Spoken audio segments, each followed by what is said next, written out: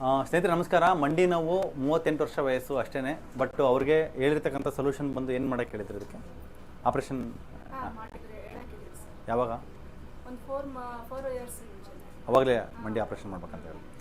ಚಿಕ್ಕ ವಯಸ್ಸು. ಬಟ್ ಇವರಿಗೆ ಮೇಯ್ನ್ಲಿ ಮಂಡಿ ನೋವು ಬಂದಿರತಕ್ಕಂಥ ಮೇಯ್ನ್ ರೀಸನು ಇದು ಬ್ಲಡ್ ಟೆಸ್ಟ್ ಎತ್ತಿದ ಮೇಲೆ ಇದರಲ್ಲಿ ವಿಟಮಿನ್ ಡಿ ಓನ್ಲಿ 6 ಇದೆ, B12 is also deficient and iron is also only 18.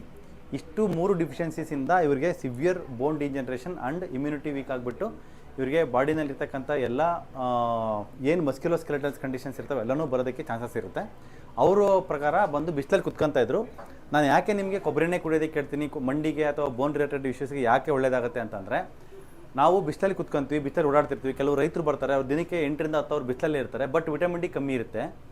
Vitamin D ಉತ್ಪತ್ತಿ ಆಗೋದಕ್ಕೆ ಸನ್ಲೈಟಿಂದ ನಮಗೆ ಸ್ಕಿನ್ನಲ್ಲಿ ಬಿದ್ದು ಸ್ಕಿನ್ ಒಳಗಡೆ ವಿಟಮಿನ್ ಡಿನ ಒಂದು ಸ್ಟೆಪ್ ಆಫ್ ಮೆಟಬಾಲಿಸಮ್ ಇಂಪ್ರೂವ್ಮೆಂಟ್ ಆಗುತ್ತೆ. ಸೊ ಸನ್ಲೈಟ್ ಬೇಕೇ ಬೇಕು. ಬಟ್ ಅದಕ್ಕೆ ಬೇಕಾಗಿರ್ತಕ್ಕಂಥ ರಾ ಮೆಟೀರಿಯಲ್ಸ್ ಬಂದು ಸ್ಯಾಚುರೇಟೆಡ್ ಫ್ಯಾಟ್ ಆಗಲಿ ಅಥವಾ ಯಾವುದೂ ನಮ್ಮ ಬಾಡಿನಲ್ಲಿ ಇರೋದಿಲ್ಲ.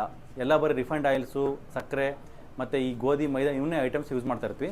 ಅವನ್ನ ಸ್ಟಾಪ್ ಮಾಡಿಬಿಟ್ಟು ಪ್ರತಿದಿನ ಬೆಳಗ್ಗೆ ಪ್ರತಿಯೊಬ್ಬರು ಕೂಡ 1-2 ಚಮಚ ಕೊಬ್ಬರಿ ಎಣ್ಣೆ ಇಲ್ಲ ಅಂತಂದರೆ ನಾಟಿ ಹಸುವಿನ ತುಪ್ಪ ತೊಗೊಳ್ಳುವಾಗ ಈ ಒಂದು ಸ್ಯಾಚುರೇಟೆಡ್ ಫ್ಯಾಟು ಬಾಡಿನಲ್ಲಿರ್ತಕ್ಕಂಥ ಈ ಒಂದು ವೈಟಮಿನ್ ಡಿ ರಿಲೇಟೆಡ್ ಸಿಮ್ಟಮ್ಸ್ನ ಲೈಕ್ ಡಿಫಿಷಿಯನ್ಸಿನ ಇಂಪ್ರೂವ್ಮೆಂಟ್ ಮಾಡುತ್ತೆ.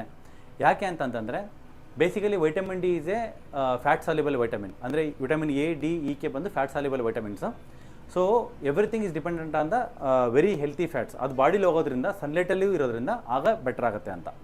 ಸೊ ಹಂಗಾಗಿ ಇವನ್ನ ಸ್ಟಾಪ್ ಮಾಡಿ ಅನ್ವಾಂಟೆಡ್ ಅಂಶಗಳನ್ನ ಮತ್ತು saturated fats like coconut oil or ನಾಟಿ ಹಸುವಿಂದ ತುಪ್ಪನ ಎವ್ರಿ ಡೇ ಯೂಸ್ ಮಾಡ್ತಾ ಹೋಗಿ ಸನ್ಲೈಟಲ್ಲೂ ಡೈಲಿ ಮಿನಿಮಮ್ ಟು ಮಿನಿಮಮ್ ಅರ್ಧ ಗಂಟೆಯಿಂದ 1 ಗಂಟೆ ಎಕ್ಸ್ಪೋಸ್ ಮಾಡಿ in the time interval between 10 o'clock ಇಂದ 4 o'clock ಇರೋ ಟೈಮಲ್ಲಿ. ಸೊ ಆ ಥರ ಮಾಡಿದರೆ ಜೊತೆಗೆ ಐರನ್ ಡಿಫಿಷಿಯನ್ಸಿ ಈ ಥರ ಏನೋ ಬ್ಲಡ್ ಟೆಸ್ಟ್ ಮಾಡಿಸ್ಕೊಳ್ಳಿ, ಅಲ್ಲಿ ತೋರಿಸ್ಕೊಳ್ಳಿ ಲೋಕಲ್ ಡಾಕ್ಟರ್ಗೆ. ಆವಾಗ ಅದು ಬೆಟರ್ ಆಗುತ್ತೆ. ಅದು ಬಿಟ್ಟು ಡೈರೆಕ್ಟಾಗಿ ದೊಡ್ಡ ಸೊಲ್ಯೂಷನ್ಗೆ ಹೋಗತಕ್ಕಂಥ ಅವಶ್ಯಕತೆ ಇಲ್ಲ ಚಿಕ್ಕ ಏಜಲ್ಲಿ. ಸೊ ಪ್ಲೀಸ್ ಅದನ್ನು ಫೋಕಸ್ ಮಾಡಿ ಸ್ನೇಹಿತರೆ. ಇದು ಎಷ್ಟು ಹೇಳ್ತಾ ಇವರಿಗೆ